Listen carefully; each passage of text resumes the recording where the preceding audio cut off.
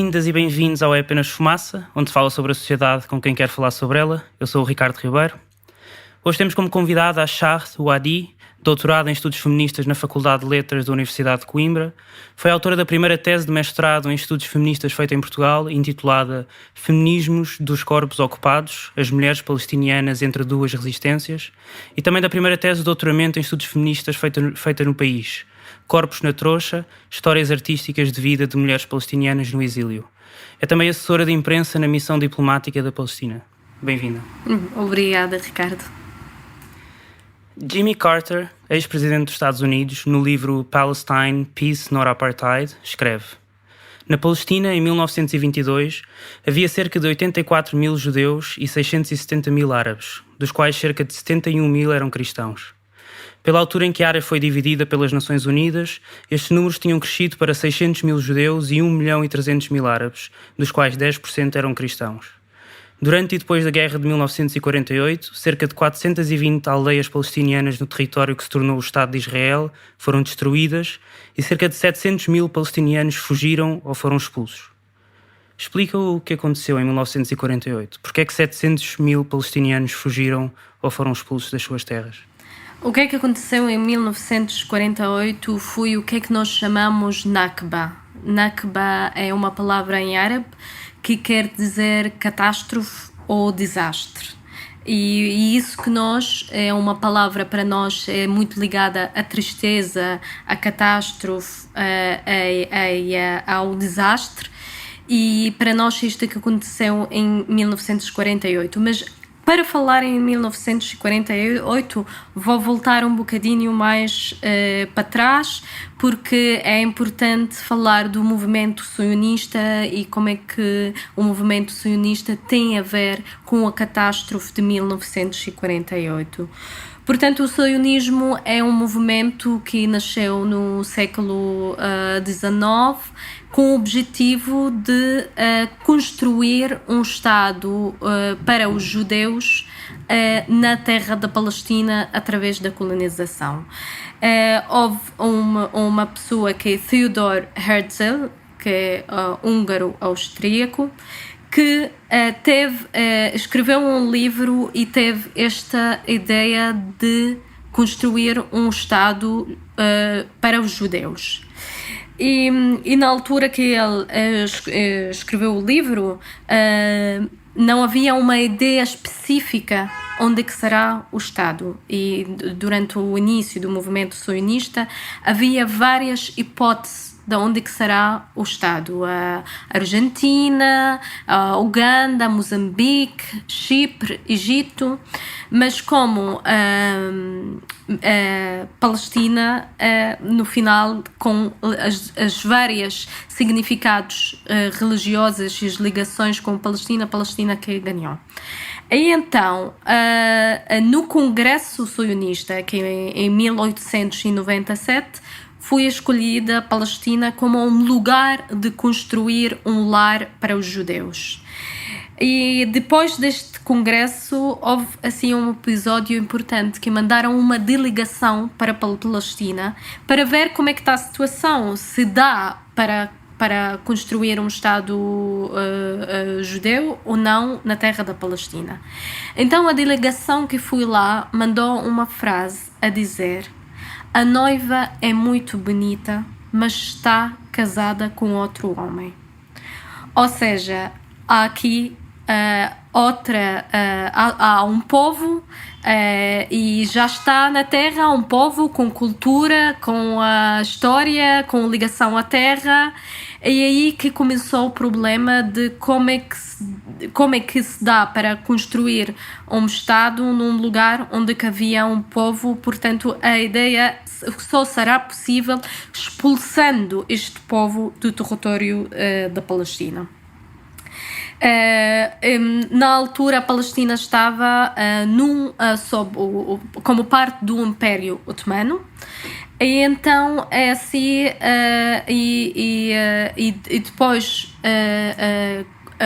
depois do Sykes-Picot, do acordo de Sykes-Picot, a Grã-Bretanha concordou com os palestinianos e com os árabes que, se nos ajudam a expulsar o Império Otomano daquele território, nós também ajudamos a construir o vosso Estado naquele lugar onde que vivam, onde que estão os palestinianos, onde que sempre tiveram.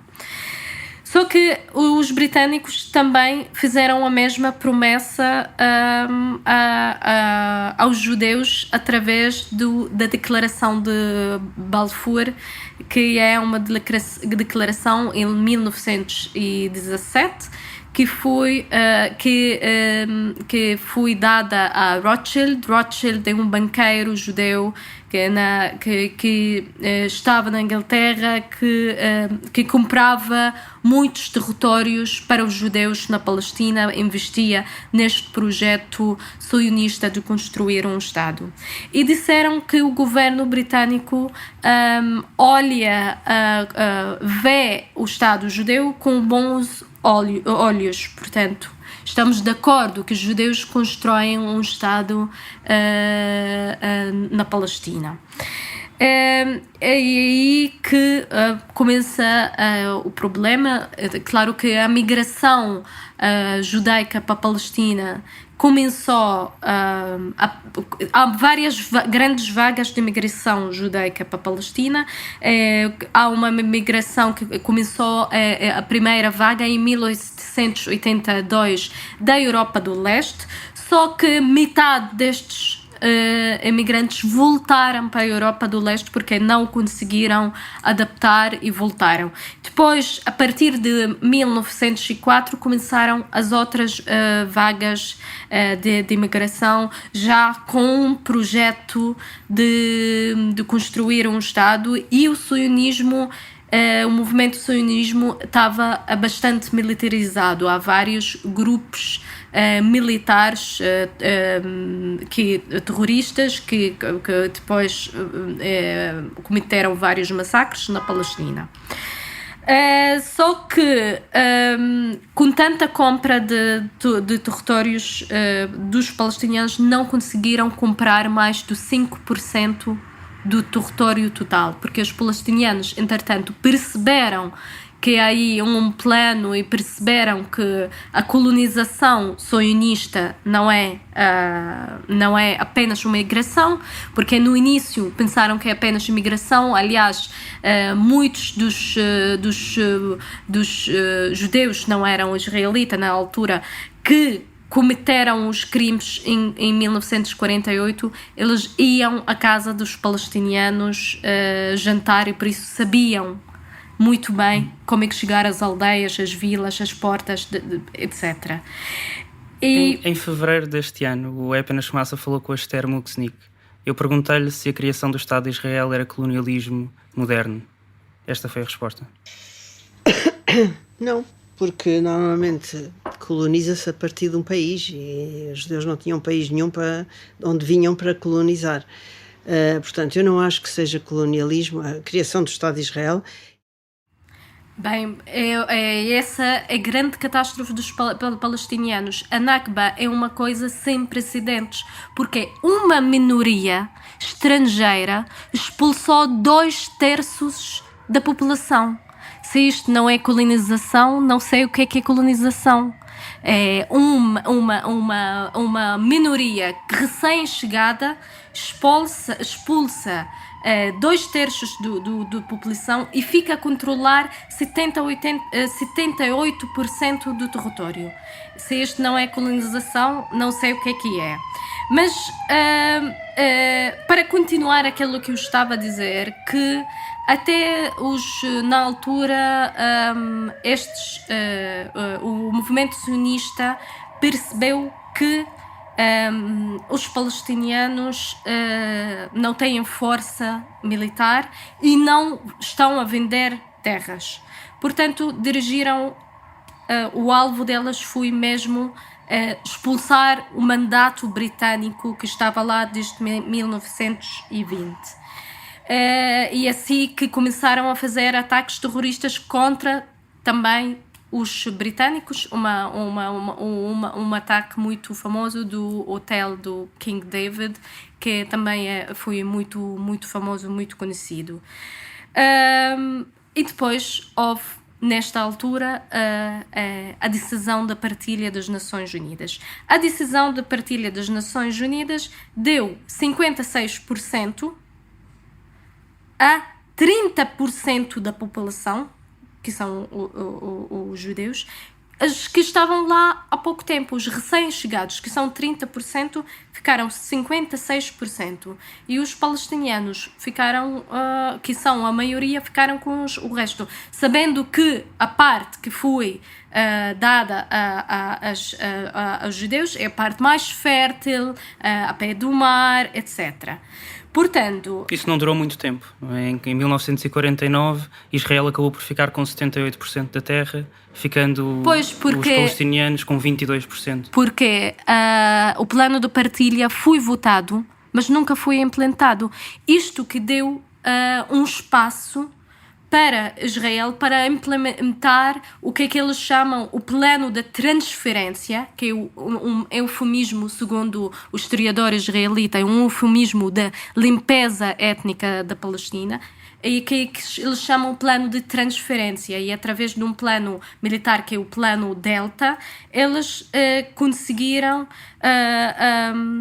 fazer esta limpeza étnica, que é, voltando ao início, que é a Nakba, que é a expulsão de 2/3 da população palestiniana, apagando mais que 530 vilas e fazendo vários massacres, entre elas a conhecida massacre de Deir Yassin, por exemplo, e assim ficaram a controlar 78%. A tua família fazia parte dos 700.000 pessoas que abandonaram em 1948? A minha família faz parte deste grupo de pessoas. Aliás, conta-nos essa história. Sim. Eu nasci no Egito e vivi a maior parte da minha vida na Jordânia. Portanto, eu sou como a maior parte dos palestiniana, porque os palestinianos mantêm a identidade da palestiniana viva. Cada um diz aos filhos que é palestiniano para saber que são palestinianos. Se hoje vais a um campo de refugiados no Líbano e perguntas uma menina da 3ª, 4ª geração agora, de onde és? Ela vai responder da vila de origem onde que os bisavós foram expulsos. E por isso que para mim, a Palestina não foi nada mais que a história, até muitos anos da minha vida, não foi mais que a história que os meus pais contaram-me, que os meus avós e os meus tios foram expulsos em 1948 da nossa vila, que chama-se Limzera, que agora não existe, que foi completamente apagada do mapa, e que pensaram que é um assunto só de alguns dias, que quando acalmar a situação vão conseguir voltar às suas vilas, e por isso que os palestinianos, a maior parte dos palestinianos, saíram das suas vilas e levaram a chave, que ainda até hoje têm as chaves das suas casas em 1948, que é o símbolo do regresso dos palestinianos.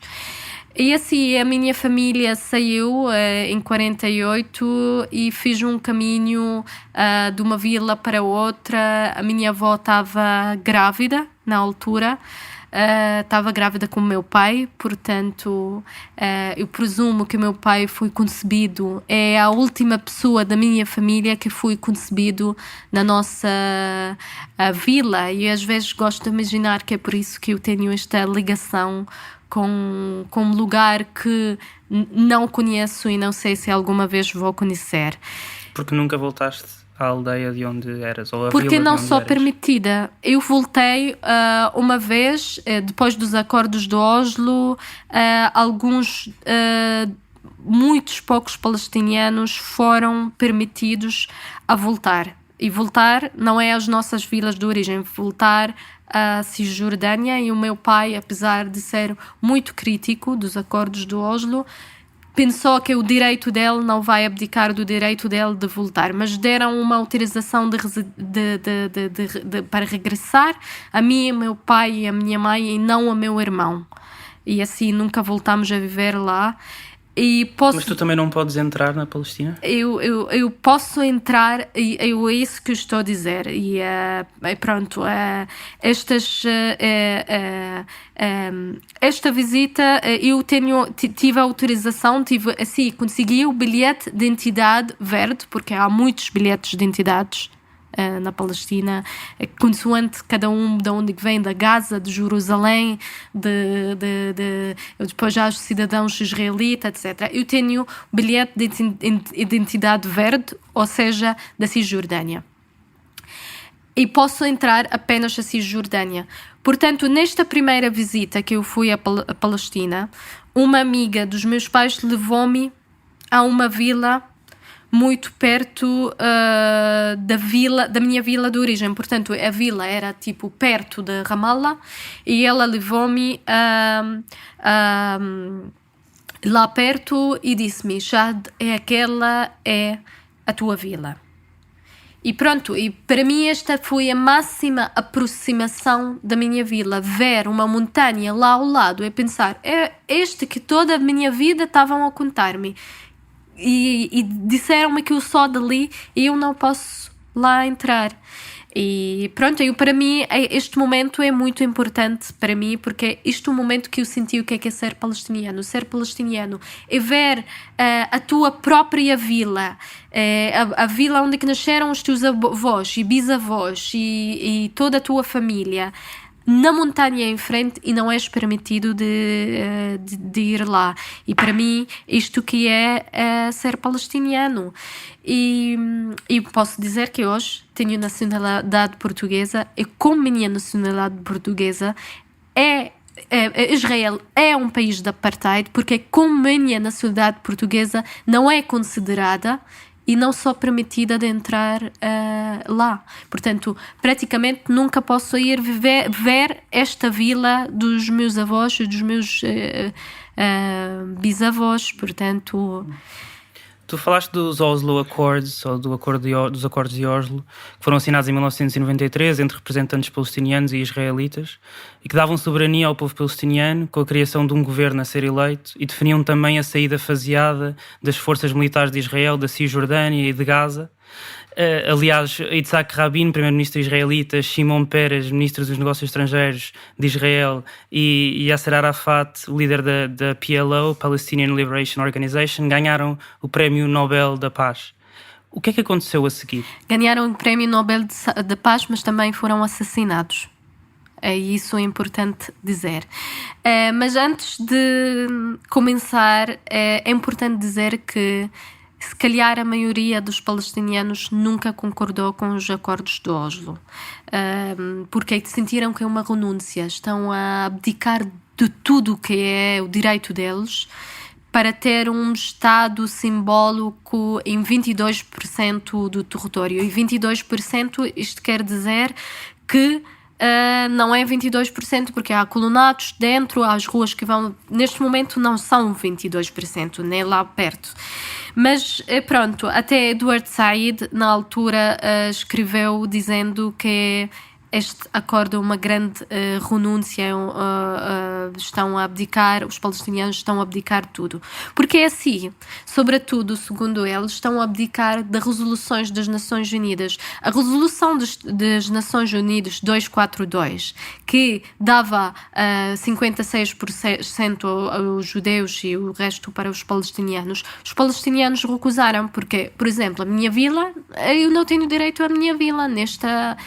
E nos acordos de Oslo, ainda nem sequer a resolução das Nações Unidas estamos a aceitar uma coisa mínima.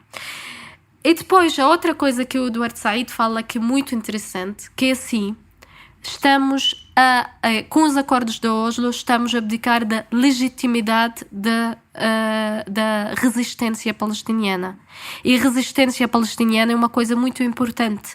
A intifada, que é considerada algo violento pelo mundo, que é uma coisa simbólica, com pedra, é um sinal de resistência palestiniana. A resistência palestiniana, que as pessoas têm muita dificuldade de perceber que é algo humano. A resistência que é humana. Se alguém não resistir à ocupação, se alguém não resistir ao que causou o catástrofe, ao que causou tudo o desastre palestinianos, isto já não é uma pessoa humana. Isto já é fora da humanidade. É fora da humanidade não resistir. Portanto, os acordos de Oslo estavam a cancelar uma parte muito importante da causa palestiniana, que é o direito da resistência, o direito a ter um Estado soberano, mas com tudo o que este quer dizer. E supostamente os acordos de Oslo são 5 anos de transição, e depois iam falar de Jerusalém, dos refugiados, dos fronteiras. E pronto, já passaram 25 anos, ainda não foi feita esta transição, ainda não foi feita esta discussão sobre estas questões. E o que é que está a acontecer? Todos os dias Israel muda os factos no território. Todos os dias está a ser mais difícil chegar a o que é que os acordos de Oslo dizia para chegar. É mais difícil ter 2 Estados, mais difícil ter, porque quem vai à Palestina percebe que tudo está a mudar. Em março deste ano, o governo de Israel aprovou, e tu tinhas falado deste tema e por isso eu queria voltar a isto, aprovou, segundo a Reuters, a construção do primeiro novo colonato em terras palestinianas desde há 20 anos. Uma clara violação do direito internacional. Sim. O que é que são colonatos? Pronto, os colonatos são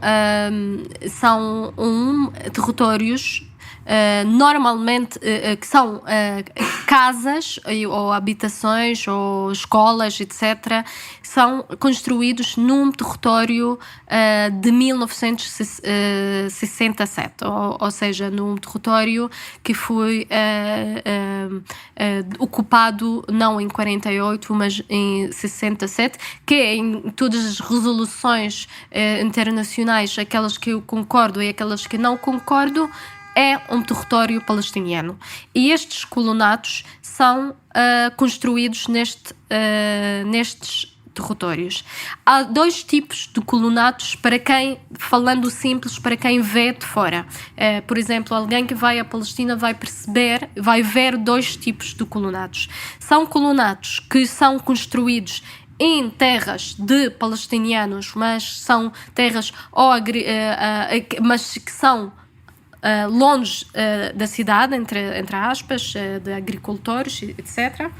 E normalmente estão construídos em montanhas altas, são muito visíveis, muito invasores. E depois já há outro tipo de colonatos, como por exemplo o colonato em Hebron.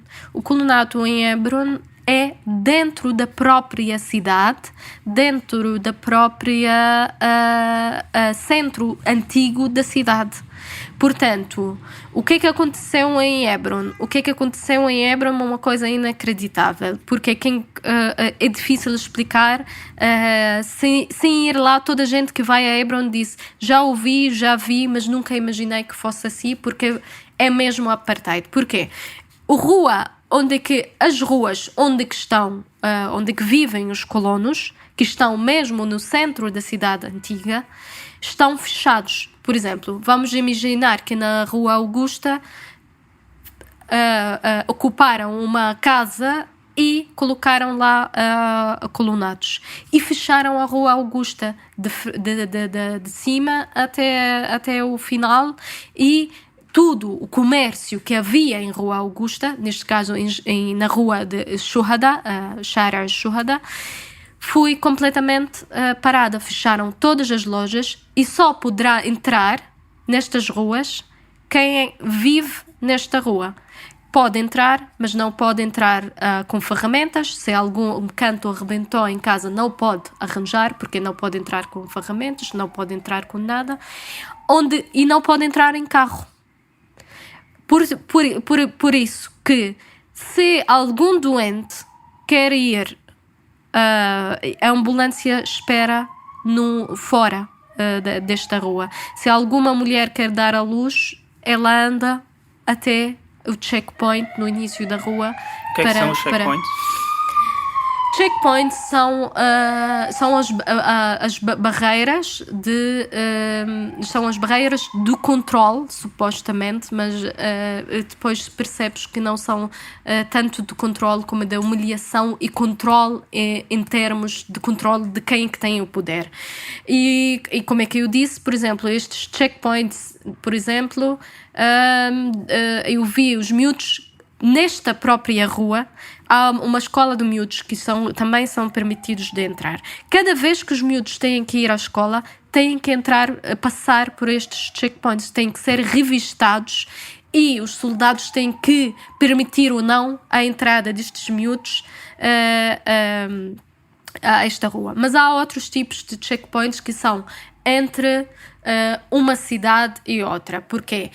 Depois da construção do muro da separação, que é um muro que já comeu bastante do território palestiniano, havia vilas que foram divididas ao meio e agora há barreira para passar de um lado ao outro, ou para passar, por exemplo, de Ramallah a Jerusalém, há um checkpoint, etc.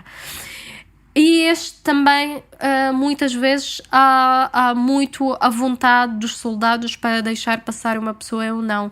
Entre 2000 e 2004, 79 mulheres deram à luz no checkpoint, porque o soldado naquele dia não lhe estava a apetecer deixar a mulher passar para ir dar à luz. Portanto, normalmente ou morre a mulher, ou morre o bebê, ou morrem os dois. E há muitas narrativas de mulheres que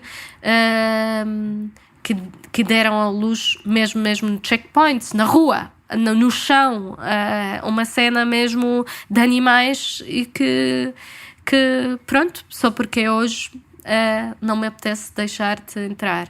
E faz-me muita confusão também ver miúdos a serem revistados todos os dias para ir à escola, para passar nisso. Tu foste algumas vezes à Palestina nos últimos anos. Qual é que é a diferença? Quais é que são as diferenças que tu vês? Bem, eu fui este ano, já em abril, e a última vez que tinha estado lá foi há 2 anos. E nunca imaginei que o que está no terreno ia mudar assim tanto durante 2 anos. E por isso que eu acho que cada vez menos viável esta questão de ter uma solução é menos viável cada vez. Por exemplo, há muitas ruas em Hebron que eu, como palestiniano, poderia passar, porque em Hebron são mesmo ruas dentro da cidade. Há pessoas que, para entrar a casa, têm que entrar pela janela, como os animais, porque esta rua não são permitidos de entrar ou outra não são permitidos de entrar. E, portanto, é mesmo durante 2 anos nunca imaginei que pronto, há mais ruas que não posso entrar. Por exemplo, o muro, havia partes do muro que estava meio... não havia um muro mesmo bem construído, agora já está muito construído, muito definitivo, uma questão para sempre. Por exemplo, eu vi mais bandeiras de Israel na Palestina do que bandeiras da Palestina. Imagino que há mais bandeiras israelitas na Palestina do que na própria, porque cada colonato tem bandeiras, depois cada checkpoint tem bandeiras, e os checkpoints, os chamados flying checkpoints, que são checkpoints que aparecem e desaparecem, consoante o que são muitos. Portanto, uma pessoa que anda dentro da Palestina, dentro do território que é considerado nas resoluções todas palestinianas, que supostamente sob o controle da autoridade palestiniana, está sempre a ser sujeito a ser parado, revistado, com um soldado que está com a arma apontada, é tipo uma pessoa está a passar e pronto. E uma coisa muito interessante dizer, que estes checkpoints, por exemplo, eu estava a ir para um lugar ou outro e o motorista do táxi disse: temos que ir depressa para chegar. Eu estava a ir de Ramallah para Jericó, para chegar antes das 6 da manhã ao checkpoint. E eu disse: mas porquê? E ele disse-me: porque o checkpoint só abre às 6 da manhã. E então assim não temos que ser revistados, nem temos que parar no trânsito durante muito tempo. E então eu fiquei a pensar, se o checkpoint realmente para uma situação, uma questão de segurança, não haveria horários. Haveria um checkpoint toda hora. Mas não é uma questão de segurança, é uma questão de humilhação, uma questão de afirmar o poder. E por isso que abre às 6 da manhã. Não é antes. Nós chegamos às 6 menos 5 e não havia checkpoint ainda. Portanto, as coisas estão a mudar mesmo todos os dias e vê-se que, pronto, agora Palestina está a crescer em um espaço pequeno, porque não dá para alargar e não sei como é que vai acontecer depois. No dia 17 de abril, cerca de 1.500 palestinianos detidos em prisões israelitas começaram uma greve de fome que durou para cerca de 800 deles 40 dias, até ao passado sábado. Nós estamos a gravar numa segunda-feira. O que é que exigiam estes prisioneiros?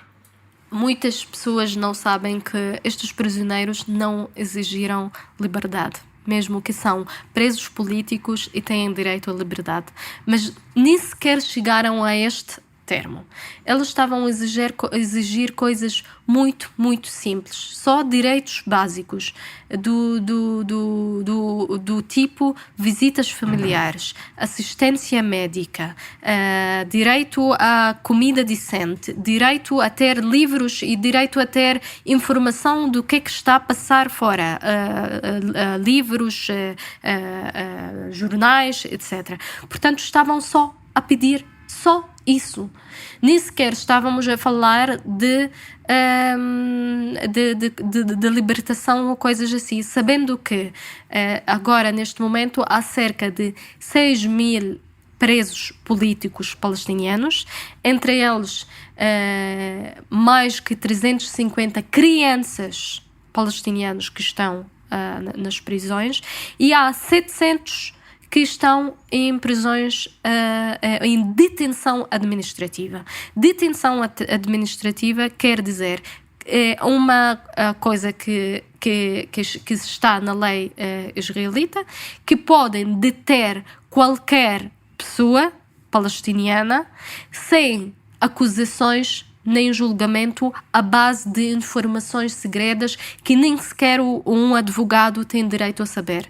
E esta detenção administrativa é renovável a 6 meses e depois é renováveis para mais 6 meses, um ano, etc. E isso são os 6.000 ou mais de 6.000 que estavas a falar, são presos políticos palestinianos, presos Sim. políticos. Sim. O The Guardian diz que desde 1967 um quinto da população palestiniana Exatamente. foi pelo menos uma vez detida.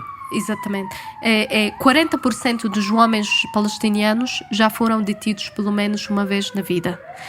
Desde 67 até hoje, são mais que 850, não dá para dizer os números certos, porque todos os dias estão a mudar, mais de 850.000 palestinianos já foram detidos, quase 1 milhão. Estão a chegar, daqui a alguns anos, vão chegar a 1 milhão de palestinianos que foram aprisionados. Portanto, o número é enorme e as condições são péssimas. Eu conheço mais, por exemplo, condições das mulheres presas que não têm direito a coisas simples como pensos higiênicos, nem sequer isso têm direito, portanto são condições muito difíceis. Mulheres grávidas, a maneira como é que eles dão à luz já com algemadas, só o momento do parto que tiram e depois só têm são condições muito péssimas e tanto para os homens e para as mulheres. Então imaginamos que para crianças como é que há bastante crianças também nas prisões israelitas que muitas vezes nem sequer são interrogados sem familiar adulto e sem advogado e sem assistência nenhuma, sem nada, sem tratamento especial por serem crianças. Eu queria ir agora para um evento que existiu no último 15 de maio, há 2 semanas atrás, uma conferência organizada pelo MPPM, Movimento pelos Direitos do Povo Palestiniano e pela Paz no Médio Oriente, em que se assinalava o 79º aniversário da Nakba, que já falaste aqui no início. O Ivan Gonçalves, deputado da Assembleia da República pelo PS, e o Bruno Dias, do PCP, ambos fazem parte do Grupo Parlamentar de Amizade Portugal-Palestina, disseram que um dos mitos que é importante desfazer é o de que na Palestina existe um conflito. E disseram, na Palestina não há um conflito, há uma ocupação. Eu concordo plenamente. Há uma coisa que estão sempre a dizer, o conflito, para haver um conflito tem que haver 2 forças iguais, 2 forças com armas, mas não há. Há um ocupado, ocupante, opressor e oprimido. Como é que há um conflito? Eu até, por exemplo, ultimamente no ataque contra Gaza, ouvimos muito guerra em Gaza. Não há uma guerra em Gaza. Houve um ataque, uma invasão contra Gaza. Não há um conflito. Não há um conflito. Para haver um conflito, tem que haver 2 partes que estão armados da mesma forma e há um conflito entre eles. Quando não há balanço nas formas de forças, não podemos falar de ainda conflito. Assim existiram durante alguns anos, bombardeamentos do lado palestiniano ao lado israelita. Tu achas que aqui não existe balanceamento e, portanto, eu nunca falar? Diria que são bombardeamentos, não utilizaria a palavra bombardeamentos. Eu vou dizer, eu não concordo plenamente com estes são roquetes que foram lançados por Hamas. Não concordo estrategicamente com eles, porque acho que a luta palestiniana é uma luta simbólica que eu apoio, que continua a ser aquela luta simbólica da pedra, do boicote de todos estes meios. E até a resistência armada, não tenho nada contra a resistência armada, antes pelo contrário, acho que todas as formas de resistência são legítimos. Agora, acho que estes roquetes não serviram aos palestinianos como antes pelo contrário, porque são roquetes feitos primitivos, feitos na cozinha, que não sei em quantos anos mataram uma pessoa ou 2 durante estes anos todos, mas as pessoas continuam a falar dos roquetes palestinianos e, aliás, tu chamaste-lhe bombardeamento. Para mim, bombardeamento são aquilo que aconteceu em Gaza, são as toneladas de bombardeamentos que aconteceu em Gaza, toneladas de bombas que caíram numa faixa que 340 km², portanto é mais ou menos o tamanho do Conselho do Tomar, num território que está sob bloqueio há 10 anos, fechado todas as fronteiras do mar, da terra, de todo o lado, e com uma densidade humana enorme, porque também 80% da população da Gaza são refugiados. Portanto, se 340 quilómetros quadrados, se alguém, e com 1,5 milhão de pessoas, se alguém manda uma pedra no ar, vai acertar na cabeça de alguém, de certeza. Então imaginamos a toneladas de bombas que caíram por cima das pessoas e mataram mais que 2.000 pessoas. Muitas delas são crianças. Tu falaste dos boicotes. Tu achas que essa é uma das respostas que deve ser dada também pela comunidade internacional? Eu acho que neste momento é uma estratégia que está a funcionar, o boicote e desinvestimento e sanções, que é algo que já funcionou na África do Sul, e acho que, já que a comunidade internacional não está reagir como deveria reagir, esta é uma arma não violenta que está muitas vezes está a chatear o Israel, e portanto é uma maneira de pressionar o Israel para cumprir a lei internacional e a legitimidade internacional. Em junho de 2015, o Benjamin Netanyahu, o primeiro-ministro israelita, disse sobre o BDS, o boicote, desinvestimento e sanções: estamos a meio de uma grande luta travada contra o Estado de Israel, uma campanha internacional para denegrir o nosso nome. Não está ligada às nossas ações, está ligada à nossa própria existência. Não importa o que fazemos, importa o que simbolizamos e o que somos. E disse também: este é um fenómeno que conhecemos na história do nosso povo. O que é que não foi dito sobre o povo judeu? Eles disseram que nós somos o fogo de todo o mal no mundo. Tudo isso está a ser novamente dito sobre nós hoje.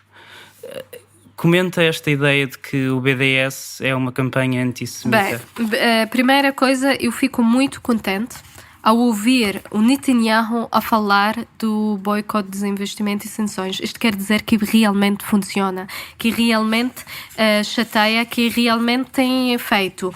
Portanto, antes, pelo contrário, eu acho que é muito positivo a dizer isso. Mas também queria falar de um israelita que esteve aqui há pouco tempo, que é Miko Peled, que é um filho de uma general israelita que já participou em massacres, etc., o pai dele, mas depois o pai dele começou a perceber que o plano de Israel está a ir longe demais, e depois o filho agora é um ativista pelos direitos dos palestinianos. E ele disse: eu acho que é muito ridículo saber que os milhares de judeus que são contra o Estado de Israel são antissemitas. São judeus, não podem ser antissemitas. Esta é uma coisa. E depois uma coisa que os israelitas estão sempre a esquecer, que os palestinianos são semitas também. Portanto, não podem ser antissemitas porque serão contra eles próprios. E o que Miko Peled disse? O Miko Peled disse que dizer que estar contra o Estado de Israel e exercer o boicote é antissemitismo, é uma arma muito frágil de quem não tem resposta à pergunta por que os crianças palestinianos estão bombardeados a toda hora. Por que os crianças palestinianos não têm o mesmo direito à água como as crianças israelitas? Por que as crianças palestinianos estão retirados no meio da noite, porque normalmente são aprisionados, vão lá deter as crianças palestinianas às 3 da manhã, e por que as crianças palestinianas estão a ser detidos? Quem não tem resposta a estas perguntas fáceis, a estas perguntas, utiliza uma arma fácil, que é dizer que é um antissemitismo, que o boicote é antissemitismo, e não faz sentido nenhum, porque assim estamos a dizer, mais uma vez, que é importante dizer que o anti-sionismo não é o mesmo como anti-semitismo.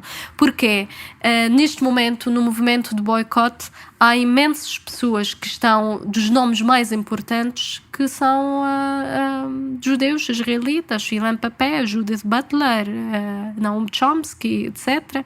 São todos nomes judeus ou israelitas que não poderiam ser e não podemos sempre falar com o sionismo como se fosse o judaísmo.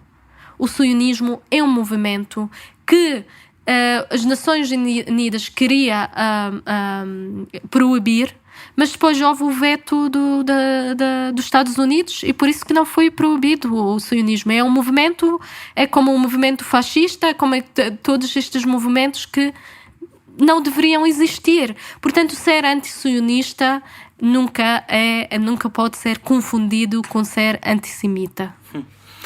Dos 193 Estados membros da ONU, a Organização das Nações Unidas, 137, portanto mais de 70% deles, reconhecem diplomaticamente o Estado da Palestina.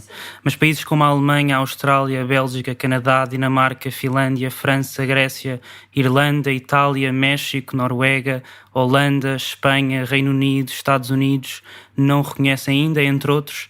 A União Europeia também não reconhece. Portugal reconhece diplomaticamente o Estado da Palestina? Bem, nas Nações Unidas, o que é que foi? A Palestina foi reconhecida como Estado não membro, portanto, exatamente como o Vaticano. Isto não implica que nos outros países esteja reconhecida oficialmente. O que é que aconteceu em Portugal? Foi que o Parlamento português reconheceu, portanto, mandou uma recomendação ao governo para reconhecer o Estado da Palestina, mas o governo até agora não reconheceu oficialmente o Estado da Palestina. Isso foi em dezembro de 2014. Exatamente. O Rui Machete, que era então Ministro de Estado e dos Negócios Estrangeiros, disse: o governo é sensível ao apelo da Assembleia da República e procurará escolher o momento mais adequado para proceder ao reconhecimento do Estado da Palestina. Tu também és portuguesa, qual é que é o melhor momento e o mais adequado para ti? Para mim, se estamos a 69 anos ainda à espera do momento adequado e ainda não chegou a 69 anos o momento adequado, então quando que chegará? É importante dizer que este reconhecimento não mudará nada ao terreno, portanto, algo muito simbólico. É importante, mas é simbólico, não vai mudar a realidade das pessoas que sofrem da ocupação na Palestina, mas é uma maneira de dizer-lhes podem continuar a ter esperança que nós estamos convosco e reconhecemos o vosso direito de existir. Portanto, é algo simbólico que deveria ter sido feito ontem e não é ontem que já foi o momento adequado para reconhecer. Nós estamos mesmo a chegar ao fim. Que solução é que tu achas que faz sentido? Um Estado, 2 Estados, como a maioria parece das pessoas defende? Qual é que é a solução que tu achas que faz sentido? Normalmente, quando alguém me pergunta esta pergunta, eu faço outra pergunta. Que tipo de um Estado ou que tipo de 2 Estados? Porque o que é que interessa é ser um Estado democrático, livre, com um movimento com livre de circulação, etc. Portanto, o que é que me interessa é poder ir à minha vila de origem. Se há 2 Estados em que as fronteiras estão fechadas e nem eu não posso voltar a viver onde é que eu quero viver, não me interessam os 2 Estados. E se é um Estado, mas é um Estado de apartheid, onde é que as pessoas não têm o mesmo direito ao voto, os mesmos direitos, também não me interessa. O que é que me interessa é mesmo a justiça, liberdade e democracia, seja qual for a solução. Eu sei que não me vais perdoar dar-te tão pouco tempo para responder a esta pergunta, mas tu publicaste 2 teses sobre estudos Sim. feministas. Qual é que foi o papel, ou qual é que é o papel das mulheres e da luta feminista durante a ocupação israelita? Ok, já que não há tempo para responder a esta Não assim tão pouco. a esta pergunta, se calhar eu vou responder com uma história. E a história diz que é o seguinte: na altura da Intifada, os jovens palestinianos estavam a ser a toda hora procurados pelos soldados, etc. Quem atirou pedra, quem não atirou pedra. E então, uma vez, numa vila palestiniana, um jovem foi detido por ter atirado uma pedra. E neste momento chega uma mulher e diz-lhe: então, já foste detido? E quantas vezes diste para não fazer nada, não mandares pedra, não ires às confrontações? E agora o que vou fazer sozinha? Vou criar este bebê sozinha? Não tenho nada a ver com isso? Agora não posso fazer isso? Olha, toma lá o teu filho. Deu o bebê nos braços dele e foi-se embora. E os soldados, perante um bebê que está no jipe militar dentro deles, ficaram completamente confusos. E agora? Vamos deter um bebê que está a chorar? O que é que fazemos? O que é que fazemos? Então deixaram o jovem ir embora. E entretanto apareceu a mulher que nunca tinha visto aquele jovem na vida dela e ficou com o bebê dela de volta. E foi a maneira dela de salvar este jovem. Para mim, estas são as mulheres palestinianas. São mulheres muito inteligentes, que fazem parte da resistência sem grandes têm este dentro deles. Mas uma coisa que eu queria dizer é que as mulheres palestinianas fazem isso, que sofrem de uma ocupação e sofrem de uma sociedade sem dúvida sexista e, portanto, resistem também das duas formas. E na minha tese também falo muito como é que se resiste através do corpo, que está sempre a ser utilizado pela ocupação para controlar a resistência palestiniana, sabendo de tudo que tem a ver a cultura palestiniana sobre o corpo das mulheres.